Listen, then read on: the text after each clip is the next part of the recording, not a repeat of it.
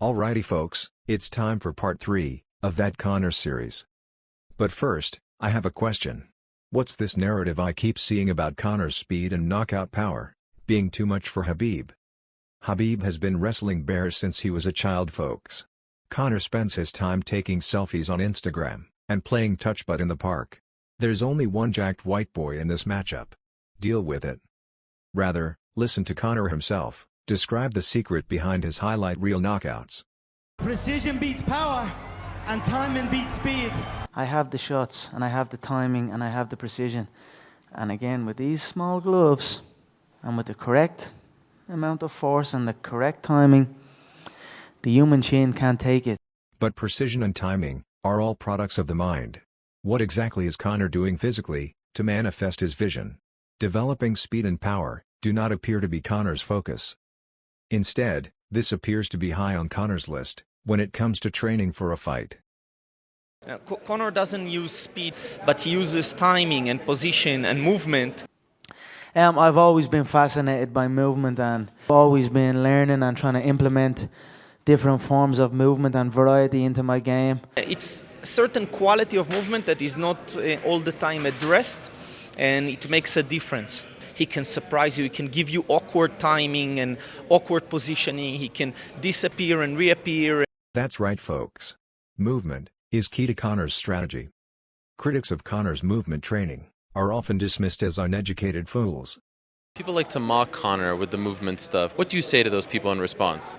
People are used to seeing the same things, and they have an appreciation for what is familiar, and that's why they respond that way to how he moves. And people they're not educated on the subject. They're just writing comments, they're seeing things, but they're not involved with it, so it doesn't bother me. But let us look deeper. Maybe something is really legit with all this movement mumbo-jumbo. To get to the point, quality of movement is what Conor is aiming for.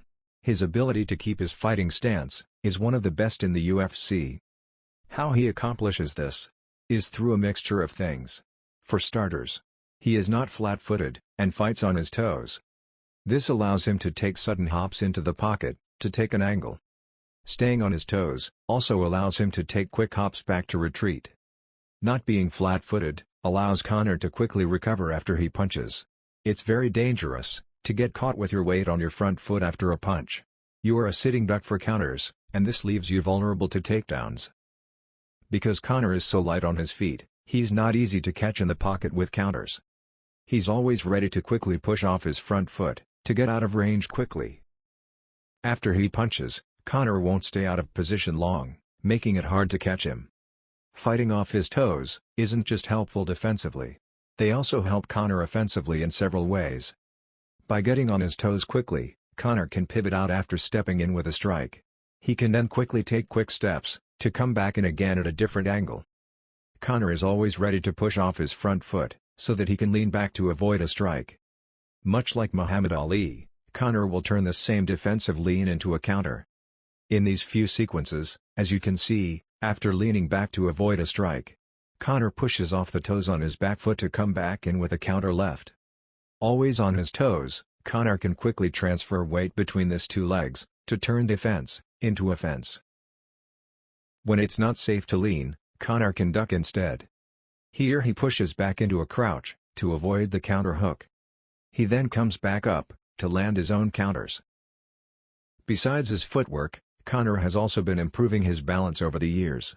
To be able to go into certain positions and balance on one hand, or in unusual positions, to be able to do that, you don't just have control over your body, you have control over your mind. So it's always been something that's fascinated me.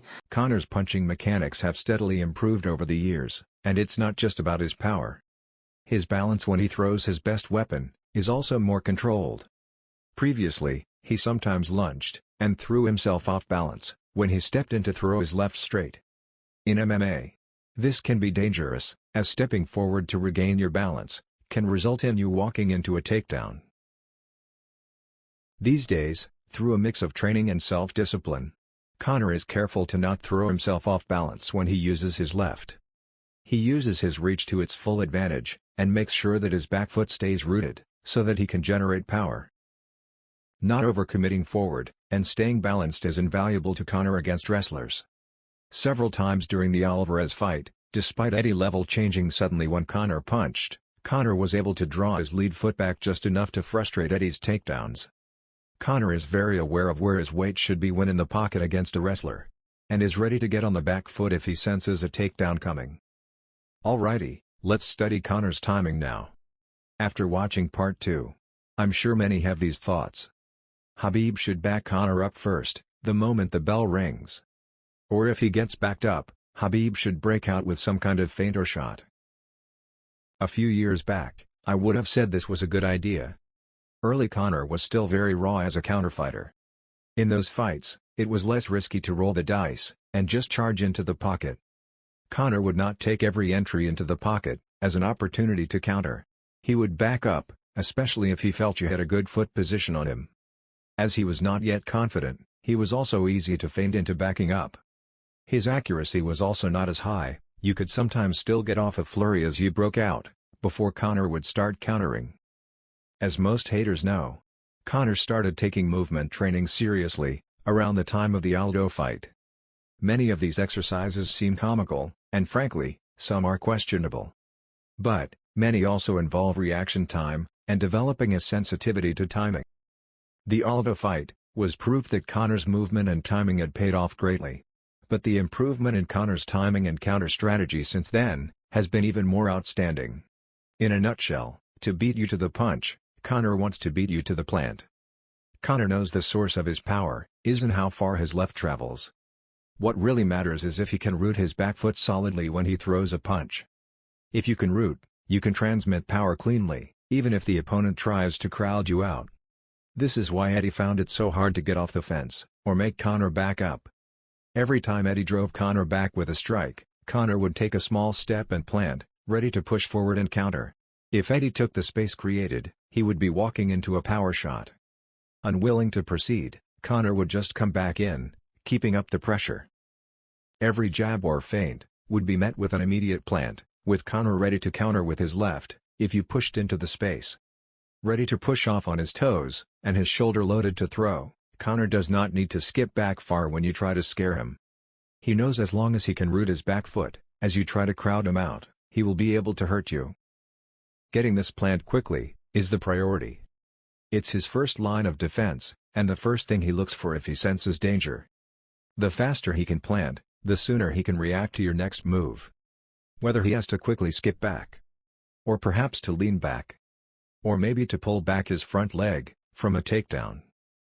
The latest version of Conor is ready to take every opportunity to counter. If you step into the ground, he yields.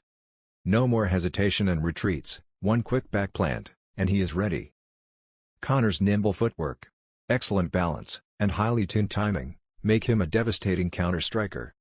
With his ability to throw bombs at range without overcommitting, someone hoping to break Conor's cage-cutting pressure is going to have a hard time getting him to yield ground. In the next video, I go into more detail on his counter strategy. Till then, I leave you with Conor's own thoughts on how he processes a fight. Take care all. I see these shots, I see these sequences, and I don't shy away from them. Plan to set him up, trap him, lead him into dead space, lead him where he feels he is safe, but all of a sudden it's a trap and he is in big danger. Conor is a lot freer in the mind. It means that maybe the stuff that he's doing haven't been tested to the same amount, but it also means that he can break the mold